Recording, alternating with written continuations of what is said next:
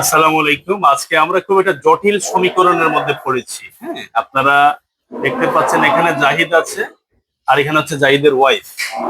ওনারা আগে husband wife ছিলেন, কিন্তু ওনারা রাষ্ট্রের নিয়ম অনুযায়ী ওনারা একে অপরকে যখন সংসার ভালো লাগতেছে না আর একে অপরকে ছেড়ে দিয়েছে। এখন আমরা যে সমস্যাটায় পড়েছি সেটা হচ্ছে একটা বাচ্চা নিয়ে, মেয়ে বাচ্চা। এখন প্রশ্ন হলো, বাচ্চা বর্তমান একটি ট্রেন্ড চলতেছে, দেখা গেছে বাচ্চা অনেক সময় বাবার কাছে নিরাপদ না বর্তমান যুগে, যেটা আমরা দেখতেছি। এখন বাচ্চাটা এক ইমাম সাহেবের কাছে আছে। এই জাহিদের ওয়াইফ যখন ওনাদের মধ্যে সম্পর্ক খারাপ হওয়ার পরে যখন যোগাযোগ বিচ্ছিন্ন হলো, জাহিদ জানে বাচ্চাটি মায়ের কাছে থাকে। তখন মা করলেন কি, উনি লালন পালন করতে না পারে অভাব অনটনে বাচ্চাটা একজন ইমাম সাহেবের কাছে দত্তক দিলেন। হ্যাঁ, এখন ইমাম সাহেব বাচ্চাটাকে কতদিন লালন পালন করতেছেন? প্রায় 1.5 বছর। 1.5 বছর, 1.5 বছর ধরে ইমাম সাহেব লালন পালন করতেছেন। কিন্তু আমাদেরকে একটা জিনিস জানতে হবে, বাচ্চার বিষয়টা খুবই সেন্সিটিভ। হ্যাঁ, এটা আসলে আইন কি বলে, এটা কখনোই কোনো আমার বাচ্চা বা অন্য কারো বাচ্চা, কোনো অপর মানুষ সেটাকে কোনোভাবেই টাকার বিনিময়ে অথবা কোনো ধরনের কাগজের মাধ্যমে নেওয়ার সুযোগ নেই। এটা একমাত্র নিতে গেলে এটা মাননীয় ম্যাজিস্ট্রেট মহোদয় বুঝবেন। এবং সেটা কিভাবে হবে, সেটা হচ্ছে বাচ্চার লিগ্যাল গার্ডিয়ান হচ্ছে বাবা মা। বাবা মা উপস্থিত থাকবেন, যিনি দত্তক নেবেন উনি উপস্থিত থাকবেন। বাবা মা ম্যাজিস্ট্রেট মহোদয়কে বলবেন যে আমরা বাচ্চাটা পালতে পারবো না, অপারগ। সেই জায়গায় যিনি দত্তক নিতে চান তার সাথে ম্যাজিস্ট্রেট মহোদয় আলাপ আলোচনা করবেন। করার ভিত্তিতে একটা ডকুমেন্টারি অনুযায়ী ম্যাজিস্ট্রেট মহোদয় কোর্টের মাধ্যমে ওই বাচ্চাটা যিনি দত্তক নেবেন তাকে লালন পালনের জন্য দিবেন। কিন্তু আজকের এই ঘটনাটি যা ঘটেছে, কোনোভাবেই আইনকে ফলো করা হয় নাই, টোটালি আইনের ব্যত্যয় ঘটানো হয়েছে এবং এটি ফৌজদারি অপরাধ। এটা জঘন্যতম অপরাধ হয়েছে।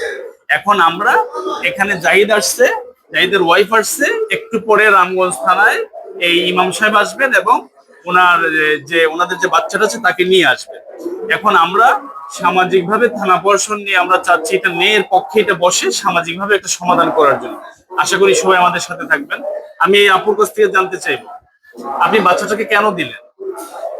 কেন দিছি, আমি যখন বাচ্চাটা আমার কাছে আনি খুব অন্যান্য ছিলাম, মানসিক চাপে ছিলাম। তো আমার চাকরিটা চলে যায়, ওর বাবা ওরকম কোনো খোঁজ খবর নিত না। তো এক পর্যায়ে বাধ্য হয়ে মাথায় কাজ করতেছিল না। তো সেটা আপনি এইভাবে নিয়ে দিয়ে তো আপনার বাচ্চার বাবাকে বুঝিয়ে দেওয়া উচিত ছিল, মানে বাচ্চার গার্ডিয়ান। ওরকম কন্ডিশনে ছিলাম না, ওনার সাথে আমার কোনো যোগাযোগও ছিল না।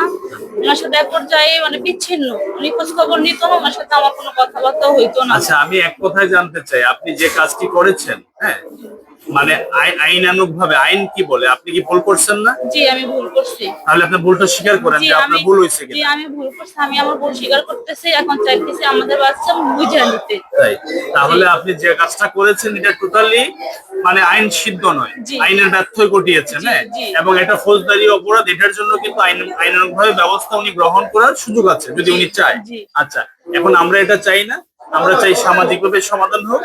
আর দেশবাসীর জন্য, সবার জন্য এটি একটা মেসেজ, হ্যাঁ, কোনো ধরনের মা যাতে এই ধরনের কাজ না করেন। আর বাবাদের উদ্দেশ্যে বলবো, আপনার বাচ্চা আপনাকে ঠিকভাবে লালন পালন করতে হবে। আপনি কেন বাচ্চার সঠিক খোঁজ দিলেন না, এটাও কিন্তু আপনার ব্যর্থতা আছে। হ্যাঁ, আপনি যদি ঠিকভাবে খোঁজ নিতেন, বাচ্চাকে আদর করতেন, তাহলে তো বাচ্চাটা মার কাছ থেকে আরেক জায়গায় যাওয়া লাগতো না, নাকি? এখন আপনার চাওয়াটা কি? এখন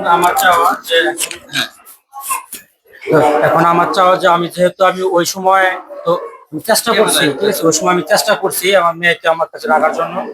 যাই হোক, তো আমি পারিনি। এখন চাই যে আমার মেয়ে আমার কাছে থাক এবং আমার মেয়েকে আমি সব দিক দিয়ে তাকে আমি ভালো রাখবো। আচ্ছা, আমরা আসলে আদৌ এখনো জানি না কি হবে, কিন্তু আমরা বিশ্বাস রাখি যে বাচ্চা তার গার্ডিয়ান ফিরে পাবে ইনশাল্লাহ। বাচ্চা মা বাবা বাচ্চাটাকে ফিরে পাবে, সেই ব্যাপারে রামগঞ্জ থানা প্রশাসন কাজ করছেন যথেষ্ট আন্তরিকভাবে। খুবই দ্রুত সময় আপনাদেরকে একটি আপডেট আমরা দিতে পারবো ইনশাল্লাহ। আমি আবার আমার বোনকে একটা প্রশ্ন করব, আপনি যখন বাচ্চাটা দিলেন, এই দত্তক দিলেন ইমাম সাহেবের কাছে, তখন কি আপনি ওনার অনুমতি নিয়েছিলেন? না, অনুমতি নেন নাই। এটাই আপনার সবচেয়ে বড় ভুল ছিল। যদি উনি অনুমতি দিত, আপনারা উভয়ে মিলে করতেন, তাহলে আজকে এই পরিস্থিতির সৃষ্টি হতো না। এটা তো আপনি ভুল করছেন, বুঝছেন? আচ্ছা, আমরা জানি ভুল স্বীকার করে একটা মহান প্রাপ্তি, ভুল সবাই স্বীকার করতে পারে না। উনি ভুল করেছেন, এই ভুল থেকে যাতে দেশ বিদেশে যারাই দেখবেন আমাদেরকে এখান থেকে শিক্ষা গ্রহণ করবেন যে কখনোই আইনের ব্যত্যয় ঘটিয়ে আইন সিদ্ধভাবে কাজ করতে হবে, আইন জেনে কাজ করতে হবে, আইনের ব্যর্থ ঘটানো যাবে না।